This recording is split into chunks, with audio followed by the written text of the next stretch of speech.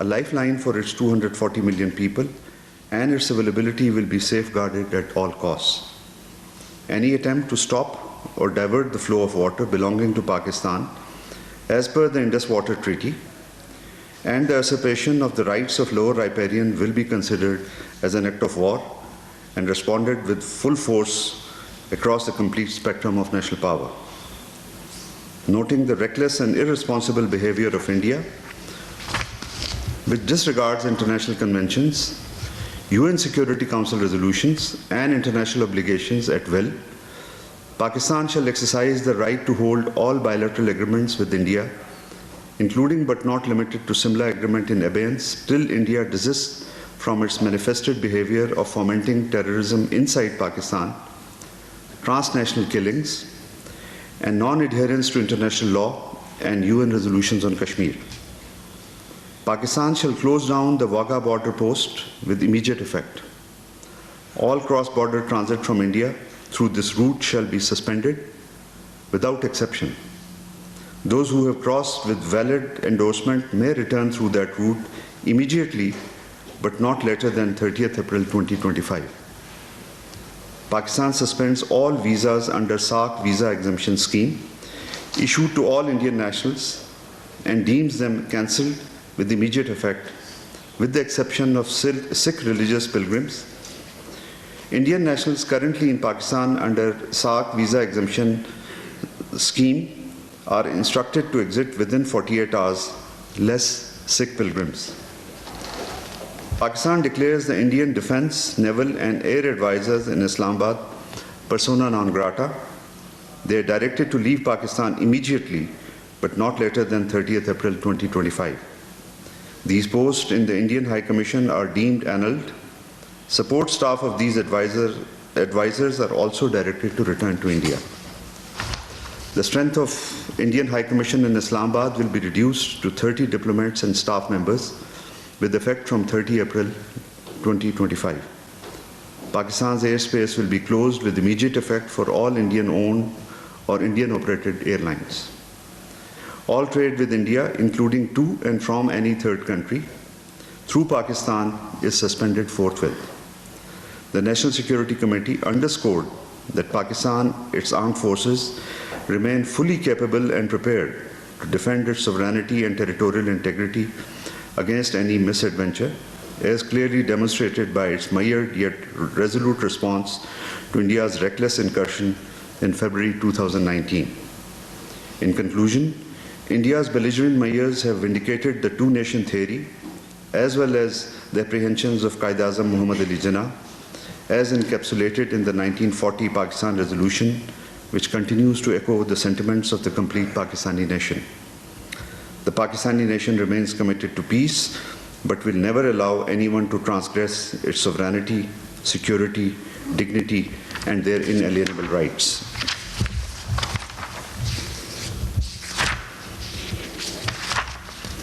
The Prime Minister of Pakistan, Mr. Mohammad Shahbaz Sharif, paid a two-day official visit to Turkey on 22nd April 2025. During the visit, the Prime Minister held extensive discussions with the President of Turkey, His Excellency Mr. Tayyip Erdogan, on bilateral relations and exchanged views on recent developments in the region and beyond.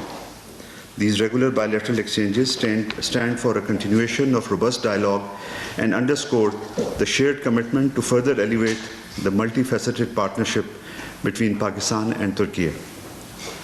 Deputy Prime Minister and Foreign Minister of United Arab Emirates, Sheikh Abdullah bin Zayed Al Nahyan, was on an official visit to Pakistan from 20th to 21st April 2025. During the visit, the Deputy Prime Minister of UAE called on the Prime Minister of Pakistan. He also held talks with Deputy Prime Minister, Foreign Minister of Pakistan. The entire spectrum of bilateral relations, with particular focus on trade and investment, energy cooperation and people-to-people linkages, was reviewed during the meeting. Besides the focus on further cementing excellent bilateral relations, regional security and regional and global issues of mutual interest and concern were also discussed in a candid manner. After the delegation-level talks, the dignitaries signed memorandums of understanding on cultural cooperation, the establishment of Joint Committee on Consular Affairs, and exchange MOUs on establishment of UAE-Pakistan Joint Business Council. At the invitation of Deputy Prime Minister, Foreign Minister, Senator Mohammad Ishaq Dar, Minister for Foreign Affairs and International Cooperation of the Republic of Rwanda, Ambassador Olivier Nduhungirehe visited Pakistan from 21st to 22nd April 2025. The two sides, while lauding the upward trajectory of bilateral relations between the two countries, expressed the resolve to further strengthen friendly ties within diverse fields, especially in trade, investment, education, and people-to-people exchanges. The two sides also signed an MOU on cooperation in the field of diplomatic training. Deputy Prime Minister, Foreign Minister, Senator Mohammad Ishaq Dar paid a one-day visit to Kabul on 19th April 2025. He was accompanied by a high-level delegation comprising of Special Representative for Afghanistan, Ambassador Mohammad Sadek, Mr. Tariq Bajwa, Special Assistant to the Prime Minister, Secretary Interior, Secretary Commerce and Trade, Secretary Railways, Additional Secretary of the Ministry of Foreign Affairs, and representatives from Federal Board of Revenue. During the visit, the Deputy Prime Minister, Foreign Minister held meetings with the acting Afghan Prime Minister, acting Afghan Deputy Prime Minister, and acting Afghan Foreign Minister. Both sides held extensive discussions on a range of issues, including peace and security, people-to-people contacts, and agreed to enhance bilateral trade and economic cooperation to the mutual benefit of people of the both countries.